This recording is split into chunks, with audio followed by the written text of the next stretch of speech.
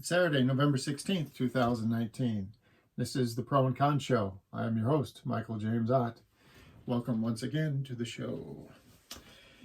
So just as introduction to every show, have us focused on the facts, be better citizens, at least being open to listen to opposing view. I'm not going to talk about this coin. Has Eisenhower on one side and an eagle on the other. And basically, as I've said many times, I'll say many times in the future, how you perceive this coin depends on where you were born and how you were educated and who you've lived with and on and on and on. And to this very point in time, and you see this likeness of Eisenhower.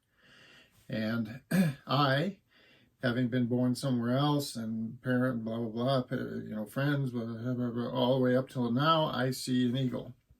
Okay. And the truth is, both sides of that coin are true, the pro and the con, the good and the bad, the for and the against. And that's what we've got to do, folks. That's what we've got to do nationally and in our neighborhoods and communities and in our families. We need to take the time, and it takes time. You need to take the time to understand where the other people that don't think the same way as you, don't have maybe the same position as you, where are they coming from? Why?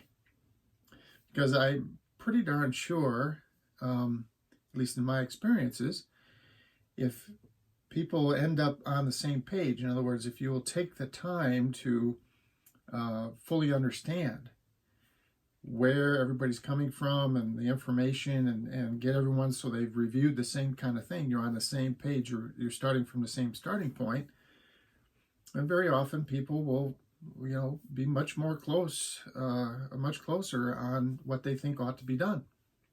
The problem is we aren't taking that time, and in fact the two political parties and the rich, powerful people that run them, very happy to keep us segregated and divided because that makes it easy for them to control at least a significant segment of the population. Well, today's show I'm calling it woke. So there's a comedian, and he's on HBO. Excuse me, my nose is itching for some reason. But anyway, there's a comedian, he's on HBO, and the show is called Real Time with Bill Maher. And so Bill Maher is the fellow's name. His last name is spelled Maher. And I think it's a very, very funny show, and also enlightening, though. Bill is just like Stephen Colbert and some of the other comedians that are on whatever stage, television. These people are pretty bright people, really. And some of them really have some significant insights because they're, pretty bright, creative people. They sometimes they'll have some real insights.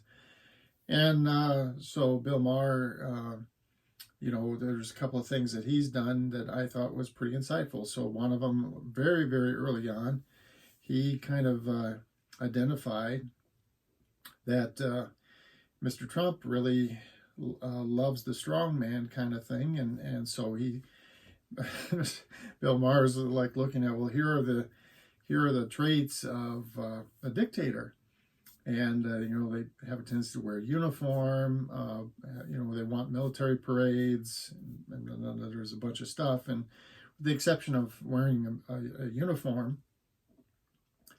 The list fits Mr. Trump to a T, and it's fairly apparent that he would love to be king, in the true sense. And then the other thing that he's noticed, and that Mr. Trump, doesn't like to let go of things. So Bill Maher has been saying that he's worried that even if Mr. Trump loses the election in 2020, he just won't leave. And we've never had in the history of the country so far, at least as far as anybody knows, a president that was not elected who basically just said, I'm not leaving. Um, and so there's this huge potential problem with well, how, I mean, are we going to end up with like a civil war kind of thing? What might happen if Mr. Trump actually said, well, I don't believe in the election. I don't believe in the election results. It's fake news, false. I'm not leaving. But so there's, I think, some astute and clever observations that Mr. Mars made over time. And there's others. But one of the things that I always had a problem with and have for a few years is he, at least initially when Mr. Trump was, starting to gain in popularity and it looked like he might win the Republican nomination and so on, Bill Maher was, lashing out at the people who support Mr. Trump and, calling them stupid and horrible people, deplorable, and on and on. Similar to what actually Hillary Clinton made the mistake of doing when she was running against Mr. Trump. And, so that's, I talked about the coin earlier. Folks, right now, for example, if you are, you get most of your so-called news from Fox News, that particular channel, it's really easy for you to fall into the trap of seeing things and not seeing other things. They are very selective in what they cover, and so you can get pretty quickly biased and think, and because you only know what you have been presented, and if you're only looking at one channel of information and they're presenting a certain thing, well, that's all you know. Okay, and so you're looking at just the one side of the coin. All right, so you're just seeing Eisenhower, and there's the other side of the coin, and you're not seeing it. So my point is, so what Mr. Maher has done though and so I think it was like 6 months ago or 8 months ago. And he had a guest on, and the guest was like, Bill, you're not helping, by, ranting and raving against the people that support Donald Trump. You're not helping. If you're, calling them idiots and horrible people and deplorable and whatever else, stupid, dumb bastards and whatever else you were calling them, it's not helping. And in fact, it's hindering our ability to come together.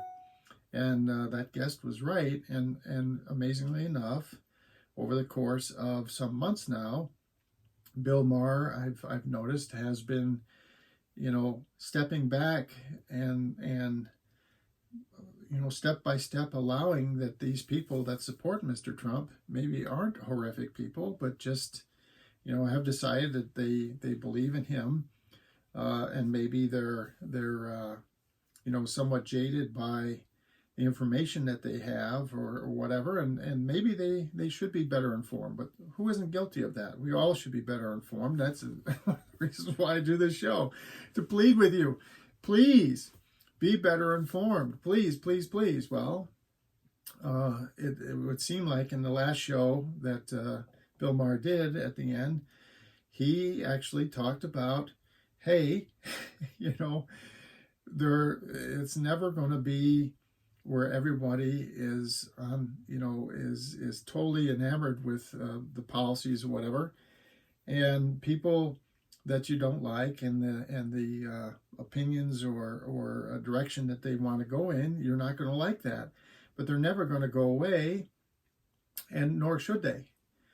And so, let's try to get beyond this thing. So kind of a basic plea, just as I've been making for whatever hundreds of shows. Come on, let's at least listen to each other and listen to the opposing view and find out where it came from. On what basis are you where you are? And please listen to me and find out on what basis I am where I am, and let's get on that same common ground, on that page together. And then once we know the coin, okay, pro and con, good and bad, for and against, and indifferent, all right? Once we know the coin and all of us agree this is the coin, yes, pro and con, good and bad, for and against, let's talk about what do we do? What do we do with it? Because we'll have a common understanding of the facts and what's gotten us to where we are. And then we can have a more reasoned and reasonable discussion about how to go forward.